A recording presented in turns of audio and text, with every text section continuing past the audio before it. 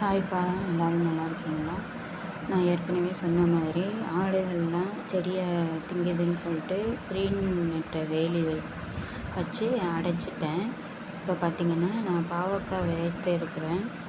அதில் வந்து 2 செடி தான் காய்ச்சிட்ருக்கு. இப்போ முதல் அறுவடை தான் இது. இதில் வந்து கொஞ்சம் வெண்டைக்காயும் பாகக்காயும் இன்றைக்கி எடுத்தேன். பார்த்திங்கன்னா எப்படி வைக்கிறதுன்னா, ஆட்டு உரமும் காஞ்ச இலை தழை இருக்குல்ல, அதை மண் கலந்து தண்ணி தெளித்து விதை தான் ஊடினேன். இந்த தாட்டி பரவாயில்ல, நல்லா பச்சை பசுமையாக இருக்குது. இந்த தடவை நல்லா வந்திருக்கு. இதில் நம்ம வீட்டிற்கு தேவையான பாவக்காய் நம்மளுக்கு கிடச்சிருக்கு. இதில் பார்த்திங்கன்னா தொட்டியில் கொஞ்சம் மிளகா கன்று வச்சுருக்கேன். அதுலேயும் பூ பூத்து அழகாக இருக்குது. பார்த்திங்களா, ஒவ்வொரு செடிக்கு பக்கத்துலேயும் நிறையா காய் விட்டுருக்கு. இந்த வாட்டி இதில் நான் 2 பாகக்காய் தான் இன்றைக்கி பறிச்சிருக்கேன். அது போதும், இது சமைச்சா நல்லாயிருக்கும்.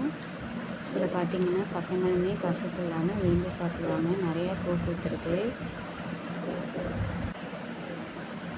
நல்லா துளுத்து வந்திருக்கு. இன்னைக்கு ரொம்ப சந்தோஷமாக இருக்குது. நம்ம இப்போ விற்கிற விலைவாசிக்கு நம்மளே வீட்டில் போட்டு காய்கறி எடுத்துக்கிட்டோன்னா உடல்நிலைக்கும் நல்லாயிருக்கும். இந்த வீடியோ உங்களுக்கு பிடிச்சிருந்தா எனக்கு ஒரு லைக் பண்ணுங்கள், ஷேர் பண்ணுங்கள், கமெண்ட் பண்ணுங்கள். எதுவும் டவுட் இருந்தால் கமெண்ட்னு சொல்லுங்கள். பாய்.